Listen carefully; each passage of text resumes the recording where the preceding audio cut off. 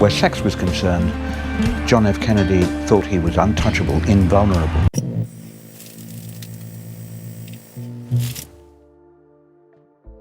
Barbara Payton's descent into Hollywood infamy began long before the fight between Franchot Tone and Tom Neal.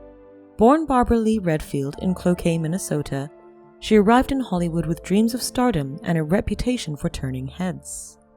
By 1950, her talent and beauty had caught Warner Brothers' attention, landing her roles alongside James Cagney and Gary Cooper. The seeds of scandal were planted at the exclusive Armstrong Circle Theatre, where she first met Franchot Tone, MGM's distinguished leading man. Their whirlwind romance captivated Hollywood's social circles, with Tone showering her with elaborate gifts, including a rare pink diamond from Cartier. Their engagement announcement in Variety seemed to secure Payton's position among Hollywood's elite. Enter Tom Neal, whose brooding intensity from films like Detour masked a violent temper honed by his amateur boxing career. Their first meeting at Ciro's nightclub sparked an immediate chemistry that would prove devastating. What began as a discreet rendezvous at the Garden of Allah Hotel evolved into brazen public appearances. The tension escalated through a series of increasingly public confrontations. At El Morocco, Tone and Neal nearly came to blows over a dancing partner. At the Brown Derby, Payton openly flirted with Neal while seated at Tone's regular table. The Hollywood Reporter began documenting these encounters, much to Warner Brothers' dismay. The breaking point came on September 14, 1951. Tone arrived at Payton's Sunset Plaza apartment to find Neal already there. The ensuing fight was brutal. Neal's boxing skills proved devastatingly effective against the classically trained Tone. The beating lasted 13 minutes, according to neighbors who called the police. Tone suffered a shattered cheekbone, broken nose, and severe concussion. During Tone's 18-hour reconstructive surgery at Cedars of Lebanon Hospital, Payton's behavior shocked even hardened Hollywood veterans. She was spotted at Macombo with Neal, wearing the same diamond bracelet Tone had given her the previous week. When confronted by reporters, she defended her actions, saying, "A girl can't help who she loves." This callousness sealed her fate in Hollywood. The scandal's aftermath proved devastating. Warner Brothers quietly removed Payton from their upcoming production schedule. Her last major film, Kiss Tomorrow Goodbye, became ironically prophetic. Within 2 years, she was appearing in B-movies like Bad Blonde and Murder Is My Beat. By 1955, she was pawning Tone's gifts to pay rent. Lesser known was the impact on Hollywood's security practices. After the incident, major studios implemented new protocols for protecting contract players, including private security details and safe houses for stars facing domestic threats. The scandal also led to the first industry-wide blacklist of violent offenders, with Neal becoming its inaugural entry. Rita Hayworth's affair with Victor Mature evolved into an international incident that threatened diplomatic relations between the United States and Pakistan. The scandal began at the 1949 Cannes Film Festival, where Hayworth, accompanying her husband Prince Ali Khan, encountered Mature at a charity gala benefiting displaced war orphans. The affair's complexity stemmed from Hayworth's unique position.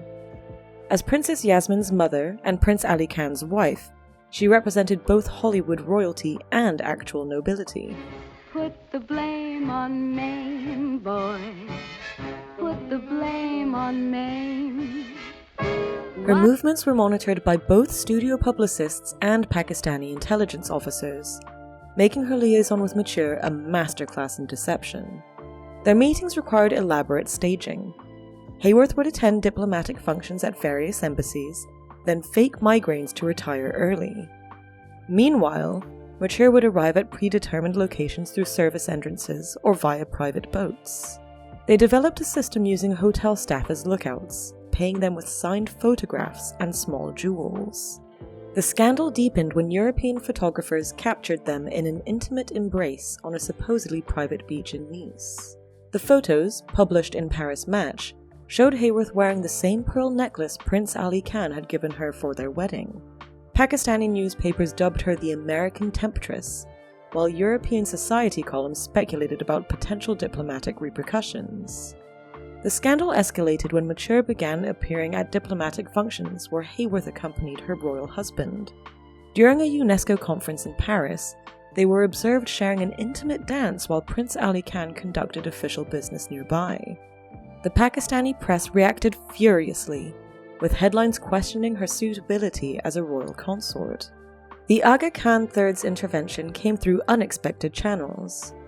He dispatched his personal secretary to Hollywood, not to threaten Mature, but to negotiate. The solution involved a complex arrangement. Mature would receive exclusive film distribution rights in several Middle Eastern territories in exchange for his discretion. This marked one of the first instances of international diplomacy intersecting with Hollywood business interests. Meanwhile, Hayworth's defiance grew bolder. She began frequenting Hollywood hotspots like Ciro's and the Trocadero with Mature, often wearing distinctive jewelry gifts from the prince. This led to a diplomatic crisis when she appeared at the premiere of Samson and Delilah, wearing the Khan family's historic emerald necklace while on Mature's arm. Jean Harlow's relationship with mobster Abner Longy Zwilman revealed the dark underbelly of Hollywood financing. Their connection began in 1930 when Zwilman, through a series of shell companies, arranged to buy out her contract from Howard Hughes. This gave him unprecedented control over her career while maintaining a carefully constructed public distance. The extent of Zwilman's influence became apparent in the suspicious circumstances surrounding Paul Byrne's death.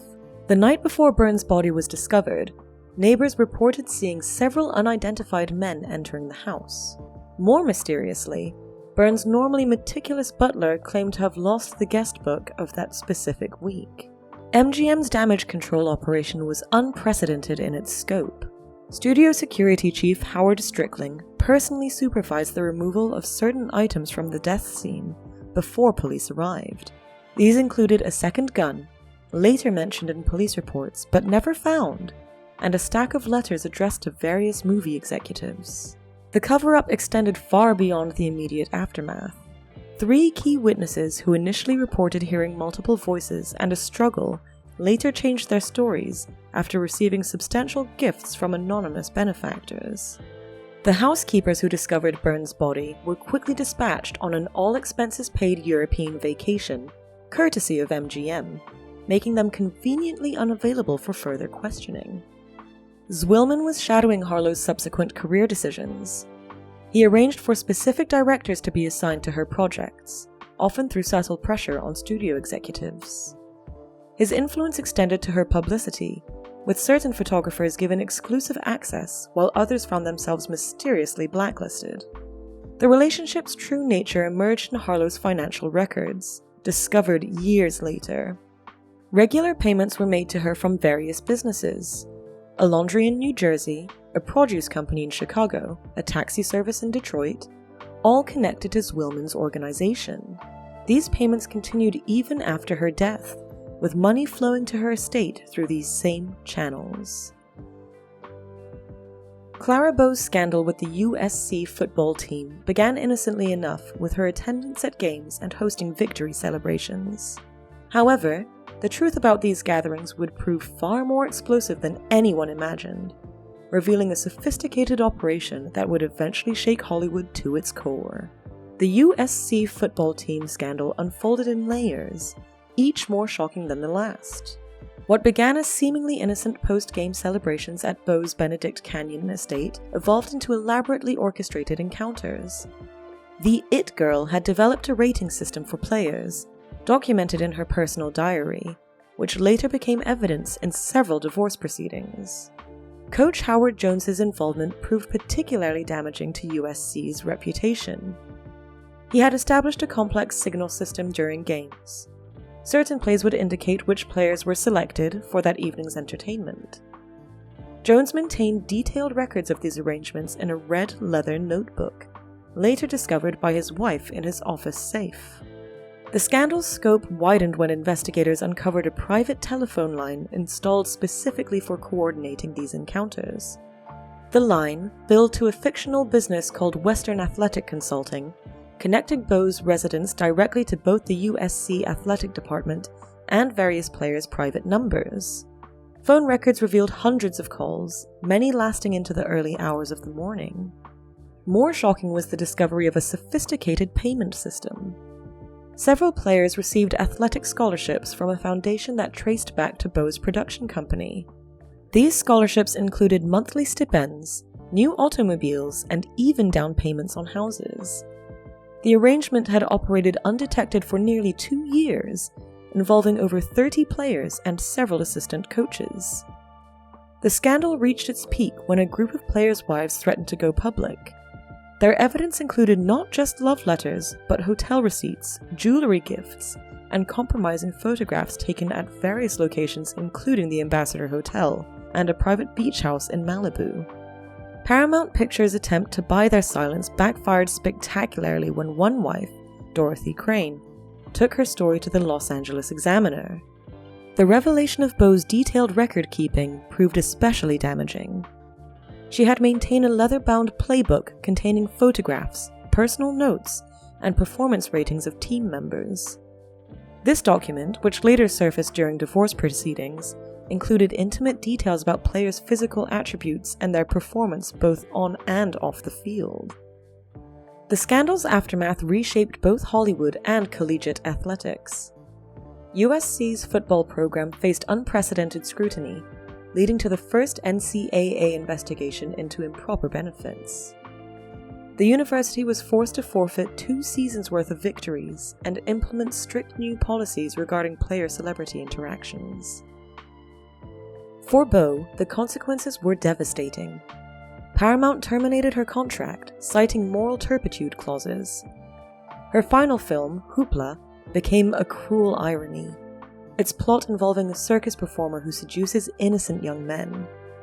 The scandal effectively ended her career, transforming her from Hollywood's it girl to a cautionary tale about fame's dark side. The impact extended beyond the immediate participants. The scandal prompted the first serious discussions about establishing a morality code for athletes at major universities. Hollywood studios implemented new clauses in contracts, specifically prohibiting interactions with collegiate athletes. The incident also marked a turning point in celebrity journalism, as newspapers began more aggressive investigations into stars' private lives. Perhaps most significantly, the scandal ended the era when studios could effectively control their stars' public images. The revelation that Paramount had been aware of Bose's activities but chose to ignore them led to public outrage and calls for industry reform. This marked the beginning of a new age in Hollywood, where public accountability would increasingly trump studio power. The final irony came years later when several of the involved players went on to successful coaching careers, their part in the scandal carefully buried in USC's archives. Meanwhile, Bo retreated to a quiet life in Nevada, refusing all interviews and destroying most of her personal papers. The only surviving evidence of this extraordinary scandal remains in court documents, private correspondence, and the memories of those few who witnessed Hollywood's most shocking affair firsthand. Gene Tierney's affair with JFK represented a different kind of scandal, one involving power, politics, and calculated risk. Their first meeting at Cap d'Antibes in 1948 was no accident. Kennedy, then preparing his congressional campaign, had arranged their introduction through George Kaufman, knowing Tierney's social connections could prove valuable. Their relationship developed against the backdrop of post-war optimism. Kennedy utilized his naval intelligence contacts to arrange secure meeting locations, while Tierney's studio commitments provided perfect cover for East Coast trips. They developed an elaborate communication system involving multiple intermediaries, including a Manhattan antique dealer who passed messages through furniture deliveries. The affair's sophistication went beyond simple romance. Kennedy's political advisors quietly monitored their interactions, ensuring nothing threatened his rising career. Meanwhile, Darryl Zanuck, head of 20th Century Fox, assigned a special publicity team to manage any potential leaks. This marked one of the first instances of coordinated damage control between Hollywood and Washington. Their rendezvous locations included the private cottages at the Beverly Hills Hotel, where staff were paid handsomely for discretion. In Newport, they met at Grey Walls, a mansion owned by Kennedy family associates.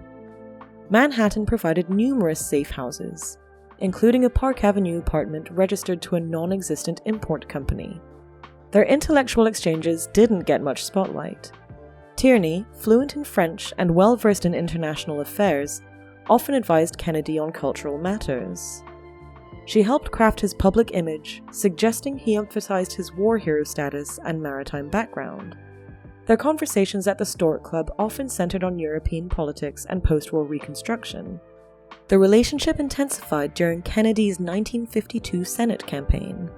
Tierney made strategic appearances at Democratic fundraisers, always maintaining plausible deniability. She would arrive fashionably late, create a stir with her presence, then depart before any compromising photographs could be taken. This technique became known in the political circles as the Tierney touch.